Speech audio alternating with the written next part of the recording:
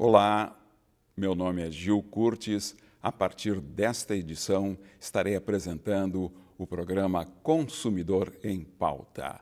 Se você tiver alguma dúvida ou questionamento, envie um WhatsApp para 51 985 946 773 ou então para o e-mail consumidorempauta@tve.com.br. Questões ligadas à área do direito do trabalho, direito previdenciário, direito comercial e direito da família e sucessões e direito do consumidor. Em se tratando de direito do consumidor, estamos recebendo hoje a presença do Dr. Alcebiades Santini, que estará nos respondendo dúvidas e questionamentos da nossa audiência. Seja muito bem-vindo, Dr. Alcebiades Santini. A primeira pergunta é da senhora Vera Lúcia e ela coloca o seguinte: fui a um supermercado e o valor da compra foi de R$ 52,93. Eu tinha os 3 centavos e alcancei a funcionária, que recusou, dizendo que centavos não tinham mais validade. Daí questionei que, se não tinham mais validade, como cobravam centavos? Virou uma confusão. Gostaria de saber se procede, ou seja, as moedas de 1 centavo não têm mais validade, Dr. Santini? Primeiro, Gil Curto, boas-vindas, né, ao programa, estreando um profissional da área, né, como apresentador, convidado desse programa, que é de utilidade pública, uma parceria entre a Secretaria de Comunicação, TVE e o Fórum de Defesa do Consumidor. Então, muito sucesso nessa parceria aí, ganha-ganha, fazendo um serviço de interesse coletivo. Quanto à pergunta da Vera Lúcia, a Vera Lúcia tem todo o direito e facilitou a vida, inclusive, da Caixa, né? Oferecendo os 3 centavos. Não existe nenhuma base legal que foram extintos os centavos aqui no Brasil. Então, a moeda brasileira é o real e dentro dos vários valores da moeda real existem os centavos. Não foi extinta, está em pleno vigor. E nós temos essa garantia exatamente no Código de Defesa do Consumidor, que inclui esse tipo de informação do retorno, né, do pagamento em moeda. Quando é feito em moeda, deve ser dado o troco em moeda. E é proibido, inclusive, dar troco em mercadorias, porque é muito comum, né, hoje, algum estabelecimento dar balas ou dar qualquer outra mercadoria como complemento do troco. Não é permitido.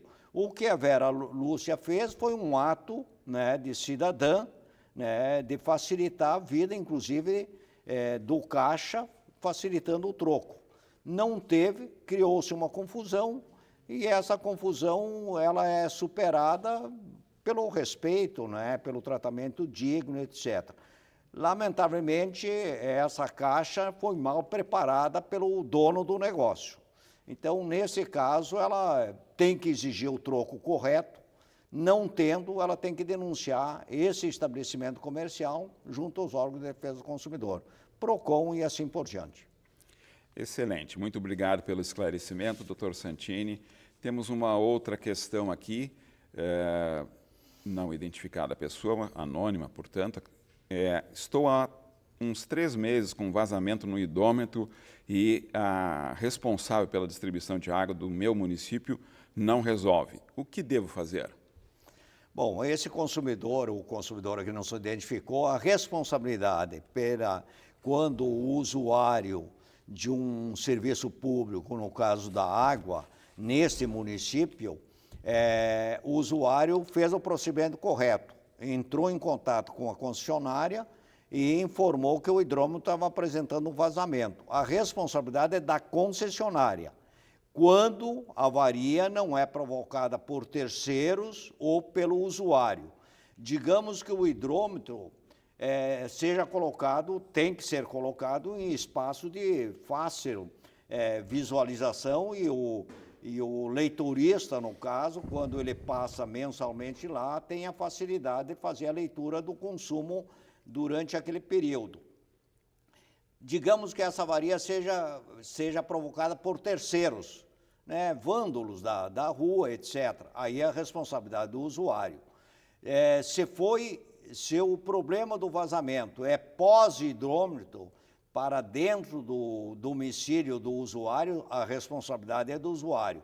Fora essa situação, a manutenção e a troca é responsabilidade da concessionária. O usuário fez isso correto, não tendo sucesso, ele pode denunciar essa situação, essa omissão da concessionária na AGERGS, né, que é o órgão, é a agência reguladora, fiscalizadora, digamos, dos serviços concedidos públicos. Então, esse usuário, se ele fez corretamente e não é de responsabilidade dele, imediatamente ele pode denunciar na AGERGS, que é a agência fiscalizadora.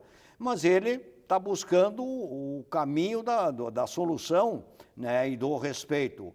Eu lamento que a concessionária não tenha dado uma atenção devida. Então, é isso aí.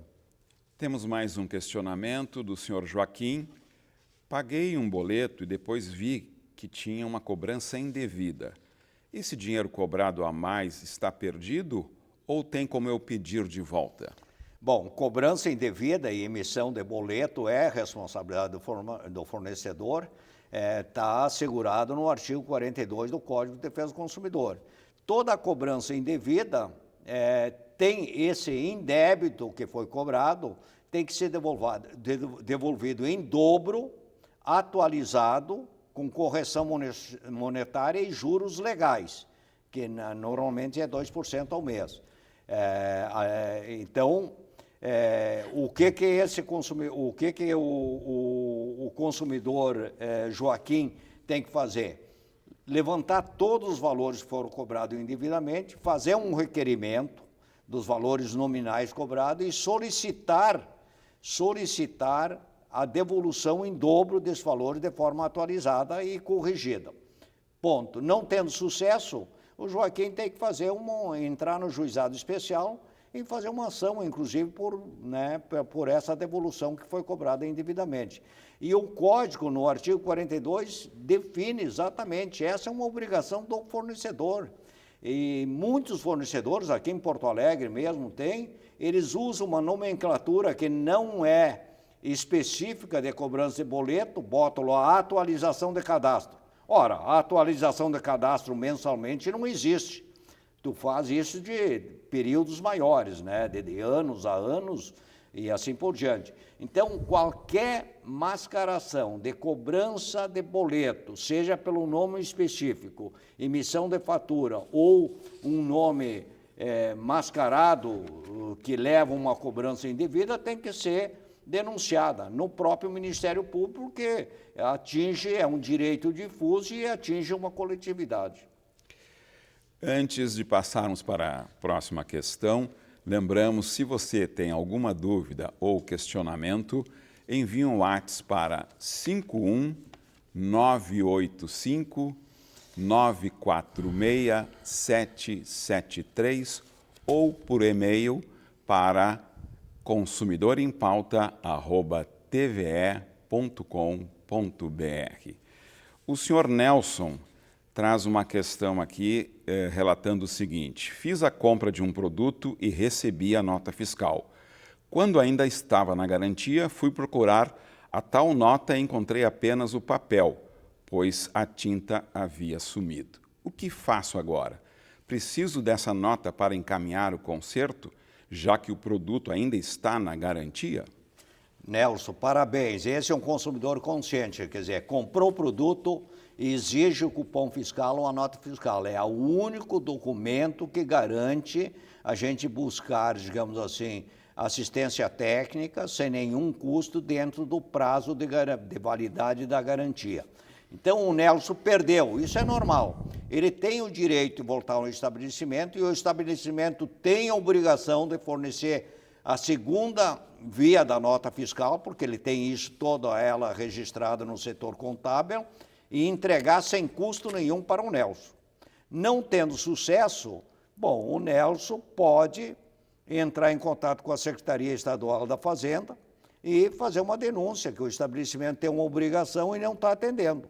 E também no PROCON. Mas isso aí, com uma boa conversa e falando com quem decide dentro do estabelecimento comercial, o Nelson busca uma segunda via sem nenhum problema e não paga absolutamente nada. Por quê? Porque a nota fiscal não é só a garantia de que o produto que você comprou é teu, mas é preciso apresentar quando tu busca uma assistência técnica ou até a troca do produto junto à assistência técnica e o fornecedor. Então, o Nelson tem todo o direito de pegar uma segunda via sem custo nenhum. Temos um outro questionamento de uma pessoa que não se identificou e ela coloca o seguinte: tenho uma dúvida. Caso eu compre um produto de um amigo e o mesmo apresente problemas, posso usar o Código de Defesa do Consumidor para não sair no prejuízo? Não, não pode. A aplicação do Código de Defesa do Consumidor é uma relação entre desiguais, pessoa física e pessoa jurídica, ou um autônomo que tem uma empresa, também é uma pessoa jurídica. Então, entre iguais, não se aplica o Código de Defesa do Consumidor. Entre duas pessoas físicas, não se aplica, mas se aplica o Código Civil. E aí eu recomendo, quando há qualquer negócio entre iguais, a gente deve ter um documento que é um contrato. Verificar se esse contrato não tem cláusula abusiva. E aí ele pode buscar a justiça comum, a justiça especial, num caso de dúvida. Mas se tiver um contrato, o contrato estabelece lá algumas cláusulas, digamos, de garantia dessa transação. Se não tiver, quem está comprando exige. Digamos que o produto comprado da pessoa física vem apresentar vício ou defeito. O fornecedor, o vendedor desse produto, mesmo pessoa física, assuma essa responsabilidade, né? Mas não se aplica aí uma garantia nem de 90 dias para produtos duráveis, nem de 30 dias que é para produtos não duráveis, não se aplica o código. Então, a recomendação é que faça um contrato e não tendo o contrato, entra com uma ação no juizado especial. Aí questiona, a justiça vai ouvir as duas partes, vai tentar fazer uma conciliação e uma harmonização do conflito, tendo uma solução sem uma decisão do juiz togado, e a partir daí resolve o problema. E se não tiver conciliação na audiência de conciliação, aí vai para uma segunda rodada, onde o juiz togado toma a decisão em cima das informações obtidas das duas partes. Nós vamos para os intervalos e voltamos rapidamente.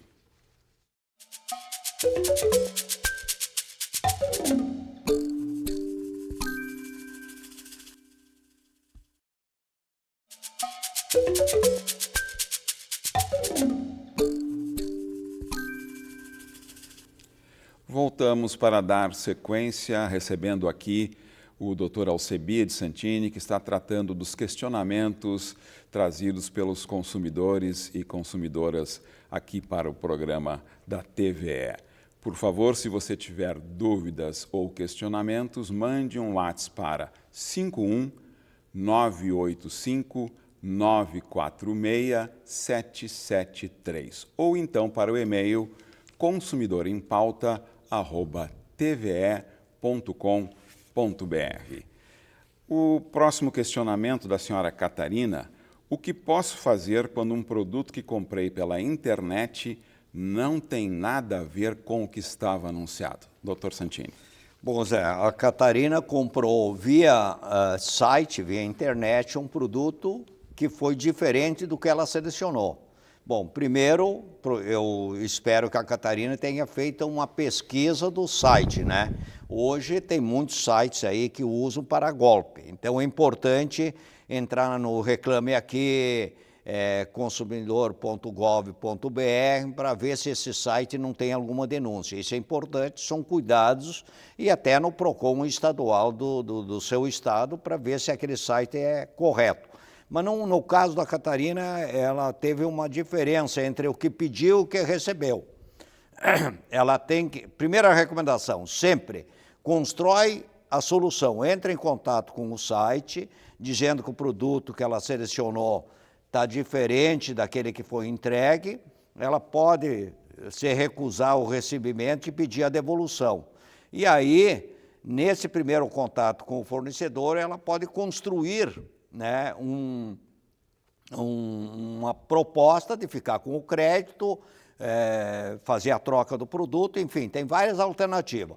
O Código de Defesa do Consumidor, no artigo 35, ele estabelece que assim, ela pode exigir de forma forçada o cumprimento da compra, né? É a primeira opção.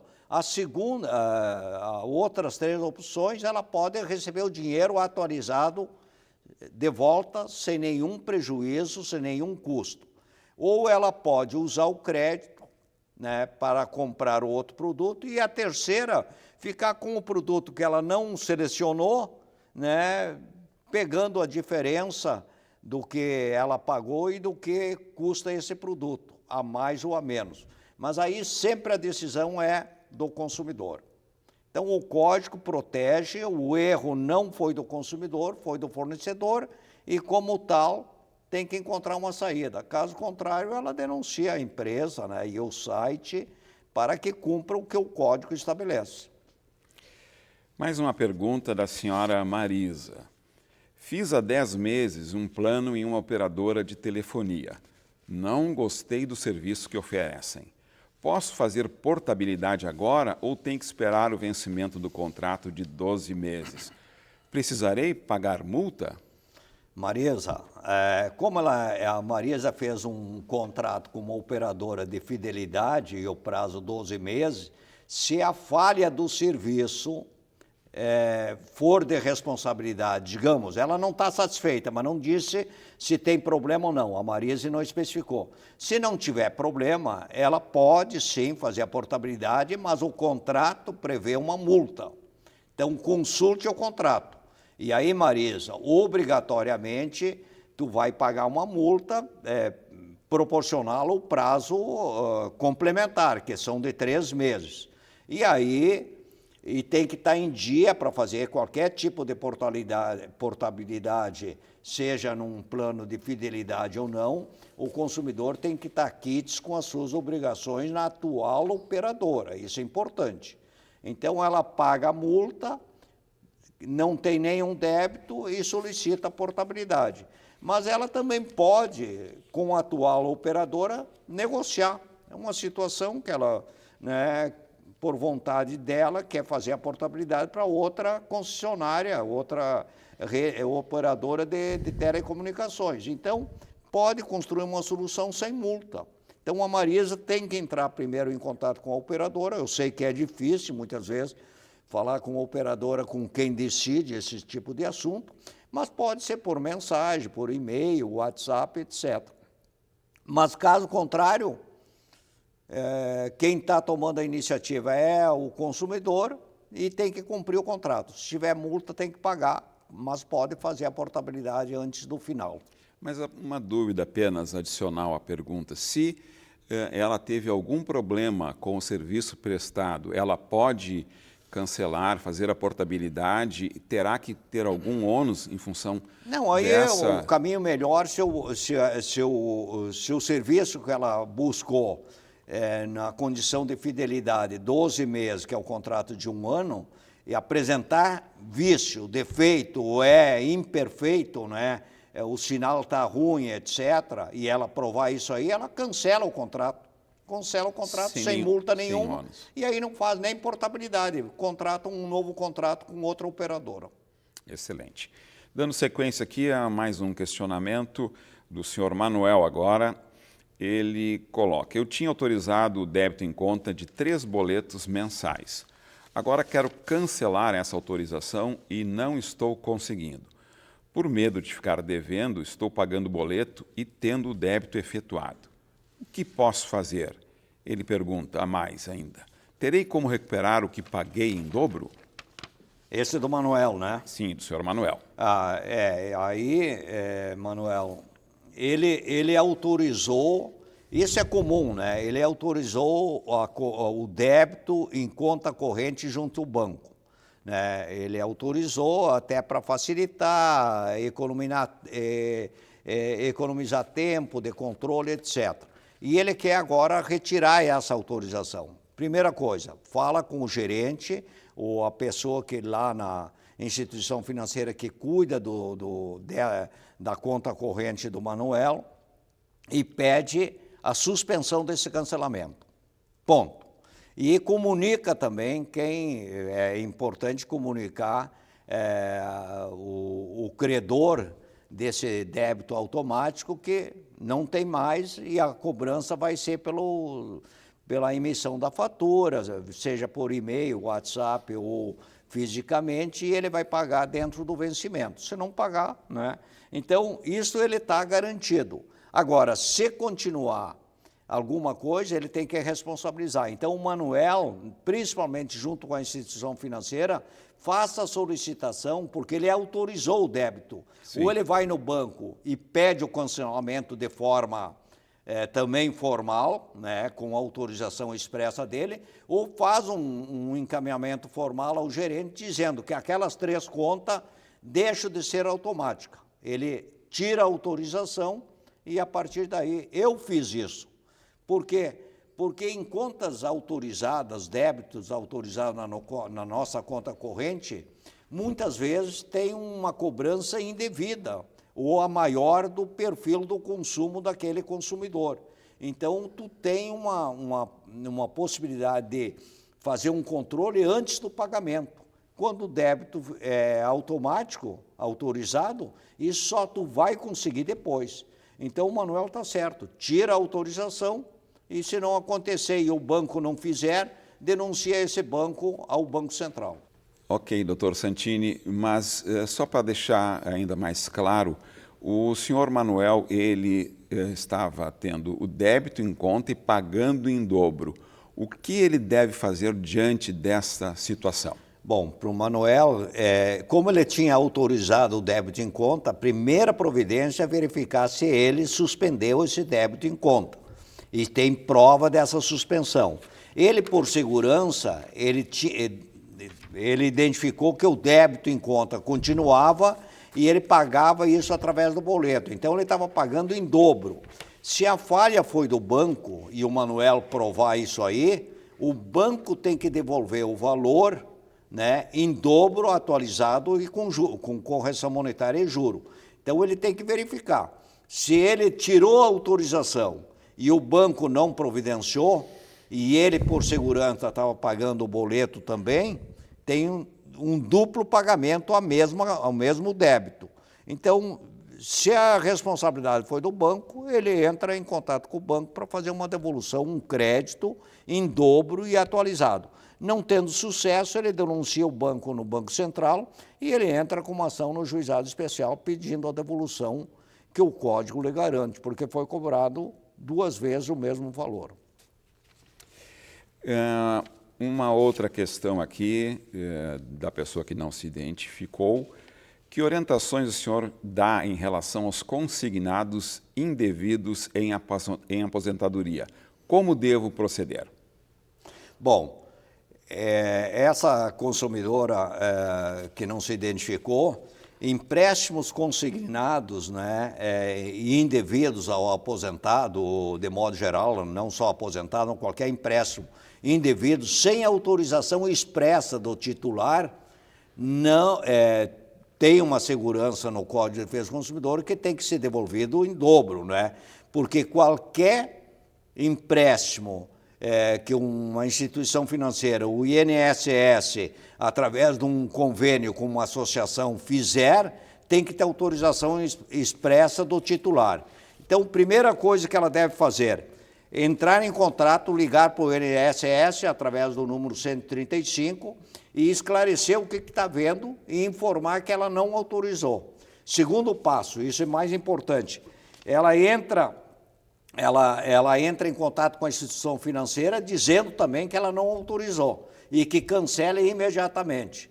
E aí toda essa situação e esse cenário hoje de empréstimo consignados aos aposentados, o Código estabelece que são cobranças ilegais, abusiva, e a devolução tem que ser em dobro, corrigida e monetariamente e com juros.